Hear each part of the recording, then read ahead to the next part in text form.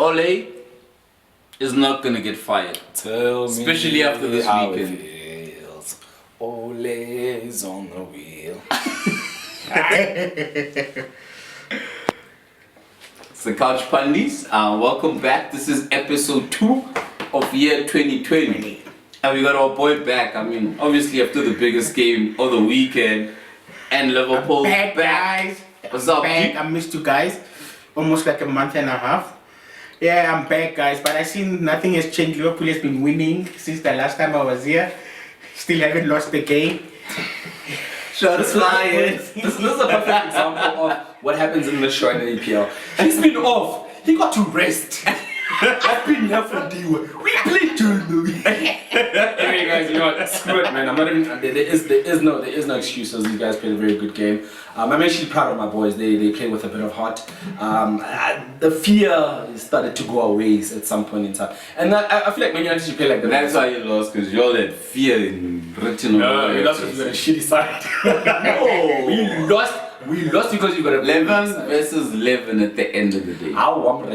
There's no such thing. 11 versus 11. If that was the case, then nobody would rest players. No. I mean, at the end of the day, let's start with you, man. Champions elect, you're leading. What's your thoughts on the game? One of the most entertaining derbies I've seen, where it wasn't one-sided per se. Liverpool did dominate, but there were times where I felt Man United can come back. And it was tense, guys. Why was it tense for you? Because you're on a mission to win. You understand? The last 20 years. Like for example, it was one of those games we knew that if we win that, the league is guaranteed. You understand? For us, like it was one of those that we knew that if we lose here, it can give City confidence to come back. So the moment we beat Man United, that's why even our fans started singing we're going to win the league for the first time the whole season after we won it, because we know that we knew that we respect Man United. We knew how we always played all along. That's why it's one of those games that, you know, when you go there, you know, no matter what form you are, form goes out of the window when you go to the derby. Form goes out. It's about who wants it more, who can do the less mistakes, guys, when it comes to the derby. And I felt like, you know, like Klopp like saying Liverpool won the small moments, or they played them better than Man United. Like for example, let's take the Martial.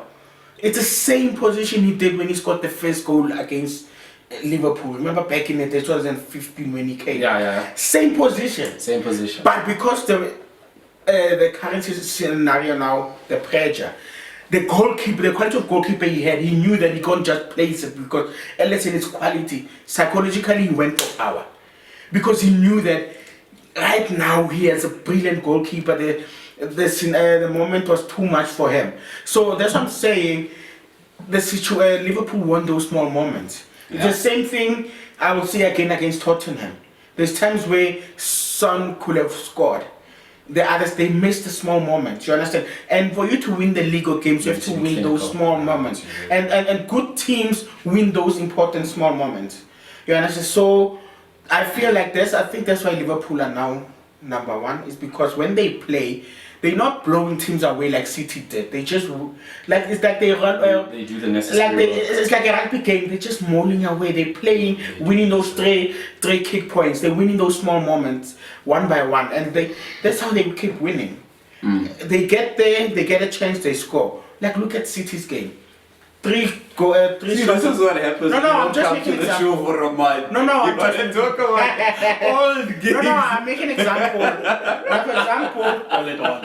All at no, once. man, I'm making an example. So guys, that's the end of the show. Three shots, 3 goals. You understand? So it's one of those that I feel like the other teams they boiling up inside. no, they say When I get to the show, I'm gonna smash Man City. What the time you guys played Arsenal? What happened? It's like that small moment when you smashed Arsenal. No, Arsenal is not Arsenal is going to smash them. You beat them. No, Arsenal is going to beat. Arsenal, we go and we beat. Guys, you know what's funny about Arsenal fans? I saw on Twitter, Arsenal fans said they're going to beat Liverpool. In the game, the last one, like, they're so confident. I don't know what gives them the right to be this confident. I Against Liverpool. Shots fired. Guys, I feared. Honestly, guys, please let us know. Arsenal fans. Maybe there's something that they know that we don't. Yeah? Maybe there's something They know Arsenal what fans I don't know. know. Liverpool's beatable. Just take the small moments. Guys. Like you say. No, but they're like that with everybody. man. Guys, everybody's beatable. Hey guys, Arsenal fans are the No, but most Arsenal loyal, fans, guys, most relax, pipe down. Please, yo. Arsenal fans kill So me. Shush, yeah. Yeah, what do you think got, of we the got game? what G thought. What's your thoughts? Okay, firstly, congratulations, man. Liverpool played a very dope game.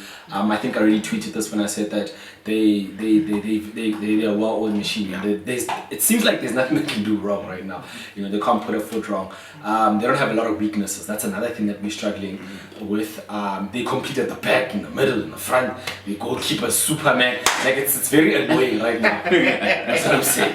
But anyway, I think we made a couple. Like you said, it was a marginal thing. There was mistakes that we were making that we shouldn't be making when playing against such a very difficult position like that. Firstly, when we like Matic and Fred were playing a very good game in the middle. We were winning the ball back. But then the problem is that once we win the ball back, we don't know what to do with it. Do you understand? It's like because we're lacking the creativity in the midfield, and that's not a secret. That is something that everybody knows. And Liverpool, if you look at Wijnaldum and Henderson, they were pushed because they knew that, you know, if they win the ball back, let's press them. They won't know what to do with it, and that's exactly what was happening.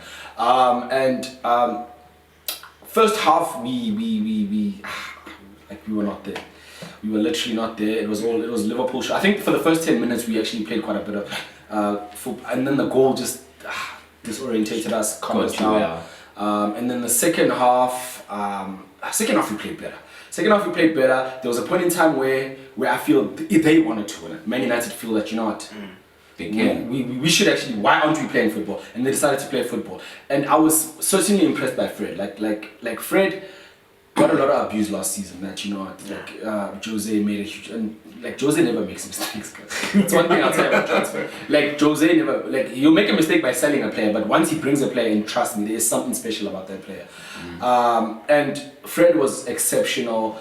But there isn't really much to say about the match. But we played well. There was like when time we were like 85% possession, and you know they were playing with a lot of heart. But unfortunately, that's what happens when you play that way, because you're trying to get a goal. You're gonna leave yourself vulnerably open. That's just the way football is. I don't blame anybody for the second goal. That's just the way the football is. I'm actually glad they did that, as opposed to just sit back and say, you know, we lost the match. We're not gonna do anything.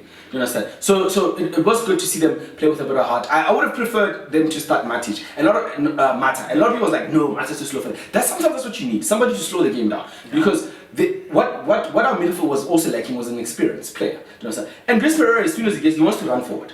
Instead of actually lifting his head, and something Mata would have done. Mata is very small in stature. He knows how to protect the ball. A big guy like Henderson or Wijnaldum will knock him over. It's a foul. You understand? And the people was like, no, this game is too fast for man. You guys don't know anything about football. If you ever say games are too fast for guys that slow the game down. If you've ever seen Andrea Pirlo play, if you've ever seen Zidane play when he was at Juventus and Real Madrid, Zidane would literally pause the game. Like people would be running around and literally slow, you understand? Slow the game down, and that's what the game needs. Like somebody's gonna slow it down, let Martial and James run. But those guys, they wanna run with Martial and James, and you won't keep up with them anyway. And just do you know there was I saw a tweet where they were showing Pereira. I think Martial was making a run. Pereira tried to hit a through ball, and it went straight to Van Dijk or Coleman. That's where Mata, if was there, he would have looked up, see the gaps, and make the proper pass. Now, I think I agree with you guys, he passed goal. Yeah, he doesn't look at it. Guys, Wan-Bissaka was so tired, right? He kept on making so many. He made killer runs. He made killer runs, and nobody was spotting because nobody had the football intelligence. And people don't understand that football is not just stamina and running, guys. It's played up here more than anything else. It's control. You need to be able to control. That's why I'm a big fan of Firmino. He's a baller, bro. You understand? He doesn't need to score. No, he doesn't. Like he controls matches, and even that dude that you guys bought from Keita.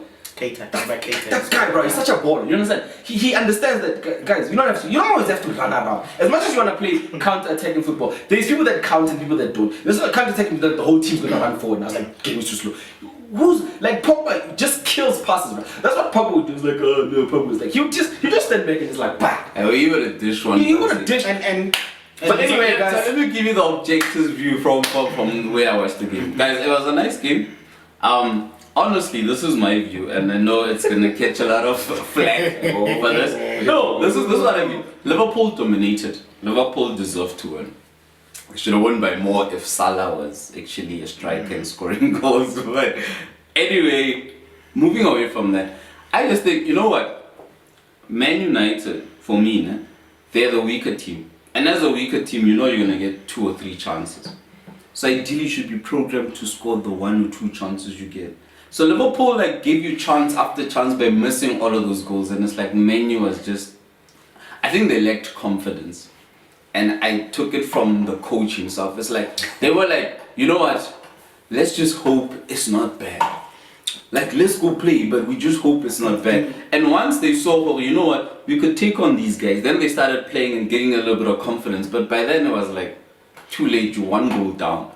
So for me, and that's why I honestly think, Man U, your team was crap. You had injuries, you had everything. But Liverpool gave you a half a chance and you failed to take it. You know what, Kai, I fully agree with you. I think what Liverpool did to Man U is what Man U used to do to all teams. Man U psychologically, they already lost that game before they went into the They lost it before. Back in the day, say Alex, teams will go to Old Trafford and they will lose before they kick the ball. No matter how bad Man U is playing on that day, but because the other teams already lost, Man United will come back. That's why they used to call it Fiji time. They will lose 1-0, they'll come back, score a win. You understand? Because they believed in themselves. It's the same thing I agree with you. That we said earlier, in derbies, chances will be given. No team can play 90 minutes without giving the other a chance. It's how you take it. They should play And once you guys missed all of those chances, especially the first 50 minutes of the second half, I mean, it's like the football gods are like, yo, gents, we saving your guys' butt. And Man United was like, okay, guys, they just saved us. We're not going to take advantage of it. The past 2 games, what? That's when, Sus mentioned something when I was watching last week's video. It's like the stars are aligned for Liverpool to win this. I believe to win championships, you need luck. Yes. No team ever wins without luck. Yes. And sometimes you create your own luck. Yes. Guys, Spurs... sometimes the other team is just pop. It's creating your own luck. That's what I mean. It's you understand? Pop. So it's and like... the coaches pop. Guys, but before you go, Spurs, even philosophical, I want to find out something. Guys, what's Gary Neville's older brother's name there? Phil Neville. Because, no, not Phil Neville. There's another guy there on the bench of Manchester United. It's not the Neville brothers. He just looks like one of them. You were having a conversation with Ole the whole game there while the team's getting clubbed. Who's the Carrick? I don't know, not Carrick. It was Carrick, it was Ole, then there was that Neville. I forget his name. I forget him. He's like the third assist. He's like the third assist. So that's what just chilling there talking and the team is like pop. But anyway guys, let's go to the controversial stuff. Firmino's goal. What controversial? What was Firmino's goal? Was it a foul? Was it not a foul? Should have been let go. For me, it was a 50-50 way. Yeah, it's a 50-50. And guys, it's what I find the problem with De Gea this season. He's lacking. He was too casual to catch it there. If you look at it slowly, he was too casual. He was so relaxed going there. And then he forgot that Van Dijk is a big guy. Van Dijk challenged him. He didn't have his hand up, but he challenged him. But all those calls always go to the goalkeepers get a chance. Even though they 50-50, the goalkeeper will get the advantage. But something about De Gea, he was too relaxed. The way if you go and look let me ask you something, Shush. When Firmino scored that goal, after that thing happened with De Gea, if we had a camera on you, at that point, you were like, oh ref, or you like, no. I was like, what the hell? Because I was also like, what the hell? Let me tell you what. It's a 50-50 thing, and goalkeepers always. But you know what pissed me off the most about everything? The ref puts his whistle in his mouth and changes mind, and then he stops.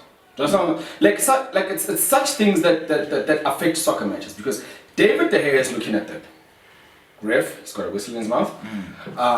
But guys, I think if the shoe was on the other foot, if that was, let's say, if that was squarehead, blockhead, Maguire on Alisson, Liverpool would have said it's a foul. Yes. You know, so it's a marginal thing. Fact is that I agree more with him that if it was allowed, I would have blamed De Gea. Why is he being so casual? Why is he being so much? Let me ask you guys something. This was my opinion from him. The ref was a great ref after that incident happened. But before that, He was just. for my part, he was No. From the worst part, referee from Liverpool. He was just like when Klopp was like, "Hey, bruh, so do I EFT or you want?"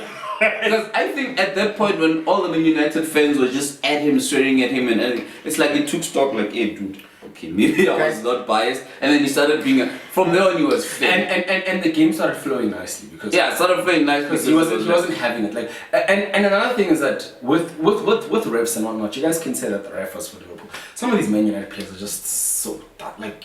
No, I think he was for Liverpool. And just put that up, like, you can't be touched in the middle and always be falling and you guys can't do that. Matic was throw. Like Matic was like not having it. Matic claps you if he has to clap you. Because that's what a defensive midfielder should do. Yeah. So but besides like if you talk about that one, I don't think that was very controversial. I think that was like one of those, it's referee's call. And if the referees in VAR decide that it's not a goal, then it's not a goal. So it's not much. You know. What about the first goal itself? There was a lot of talk about that was a foul. I mean, first goal where? The header. The header. Because nah, man, that guy was playing. How the hell does he let Trent? How did he How the hell does and the reason why it was a huge thing was because Madrid played the Saturday and the Sevilla got a goal disallowed for roughly something similar. We got help. When Militao was ran into another player and he was supposed to defend De Jong. And it was not given as a goal because of a foul. That's what I'm asking. Do you know why? Do you know why they didn't? About that? I think the fact that he still went ahead and jumped, and they were equal. But It didn't show. You know the problem with that goal is. Williams didn't defend. Williams is too small. No. Maguire didn't say anything. Maguire didn't say anything. He didn't say anything. Yes. If he doesn't have a problem, something. Yeah. If there's an issue, it would have been reviewed. Or, like something. But for me, I think the whole concept was messed up from the time they decided to zonally mark. You've got Harry Maguire, the biggest guy in Man United. The biggest guy. Why is William is like why, guys? Have you seen like William It's big guy. Do you understand what I'm saying? So for me, and Harry Maguire as the captain of that side. And the captain of that side. But the coach said zonal mark. Dude, you are on the field. You're on the field. You are the yeah. You train that in the field. No. But Virgil van Dijk is not there when you're training. That's where football intelligence comes to play. Even if he says zonal, you are the captain now. And the funny thing is, even after the goal, every corner they still went zonal. They still went zonal marking. It didn't work. Matic, and they should have closed Van Dijk. Nobody else can head in that Liverpool side when it comes. It's the same thing over and over again. Van Dijk and Manu can score. But Mane is. But he scores. Yeah, but Mane has to spring and it's a lot of But Virgil van Dijk doesn't have to do anything. He literally just. And how many times has that happened in the league? Like literally, didn't they watch previous matches? It's part of it. Bro, every time it was a goal, bro, like my heart went to my stomach. Every time it was a goal, I went to my stomach. I was like, look at Maguire, look at that. You understand? But like, and Maguire, this is why people tend to question him a lot because he doesn't like. I think, and I think also just on that, if they didn't zonal mark and marked actually the players, they would have given the fair space for him to attack the ball. Because I still felt he doesn't. Now he couldn't attack because those guys are on the 6-yard box, and here the ball is actually coming there. Those guys are running in. It's like shake him off, bro. I legit believe like a person like Sergio Ramos would have done a better job. Virgil van Dijk is probably 10 times stronger than Sergio Ramos, but you will never see that on the field. Yeah. Do you understand? You'll never. And that's what Harry Maguire needs to understand, that he is the captain of Man United, not Leicester City. I don't give a rat's, not Chelsea, not Arsenal. I don't get you Chelsea. You can talk until the cows come home. You're not a big team. You're a bloody small team, and I've got nothing to say to you guys. So he needs to understand it, and he needs to start playing with heart. We're gonna have that thing like Virgil, if you look at the way Village used to got homework, like Village would rather hit that head. Rio Ferdinand would rather play, you know what I mean? And that's what he needs to start playing with that boy. That boy, he needs to leave that whole price tag thing. He shouldn't care what people are saying. And you know what? I think most of your players don't understand the t-shirt and what it means. You know, I'm going to use the Derby game. Liverpool versus Man U used to be aggressive. guys, dude, Garrett once came in, got a red card immediately. Remember? Yeah. Like it's one of those games. There used to be a red card every game.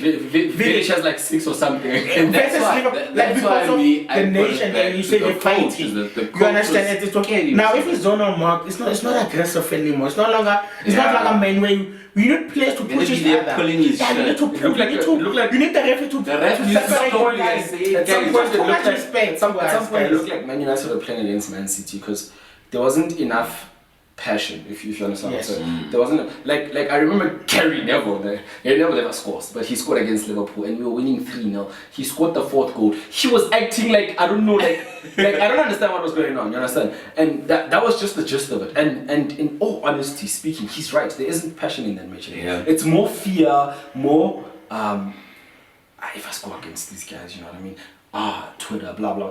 It's more that it's no longer that Carragher versus, you know, like the same way Carragher and Gary Neville fight when they used to do that. They used to fight on the real in the game. Yeah. I mean, there was not even like a near red card. It was just When didn't I said have red card that in the passion. Man Liverpool game. But now let me throw a spanner. So, did you miss Rashford? Yes, very much. You do. You did. Hugely missed, and he's gonna be missed. I think Rashford has the confidence that Yeah, that he does. Rashford is that at the point where he doesn't fear anything. You understand? He's a He would have taken them on. Yes. And Martial is more comfortable when Rashford is there. You understand? You can see Martial's play. He's more comfortable because he knows his guys. They can do tricks, and it's, you know, even if they don't come I'm off. not the only one. Yeah, I'm not the only one that's doing this stuff. You know? and that's just the He way doesn't it is. have to carry the front line alone. Yeah. He can share the weight, he can share the responsibility. Now yesterday everybody was looking at him and you felt it was too much on Yeah, that. it was. Yeah. It was too much. He's not a Sergio Aguero where he can carry the front line alone. Yeah. Aguero doesn't The anyone. rest of the players let him down. So you But understand? then, So, do you think then, taking that into account, I mean, should Ole not have started with Greenwood in there? He should have. There's a lot of stuff that only should I do think. that. Don't you think the situation? Don't you think the situation would have been too much for Greenwood? No. I think would have given that boy- given Marshall something I to don't work think- with I don't because think he didn't confidence- have I don't think confidence Because he is came in something and that- the boy was Yeah, like, cool. he's He's No, like, no. I'm not talking about confidence. You know, sometimes the big games, you need people to be calm, not to panic, not to be taken by the occasion. But it doesn't. That's what I'm didn't trying to panic when say. he came That's in. what I'm saying. That's why you'll find Sir Alex before. Certain players will play them only in the final, semi-final because they knew Europa. Like Jason But- Park but- or whoever that Korean Jason guy. Park. He will never play with and suddenly in the But you know final. the difference he plays. between. But you know what the difference between that and is.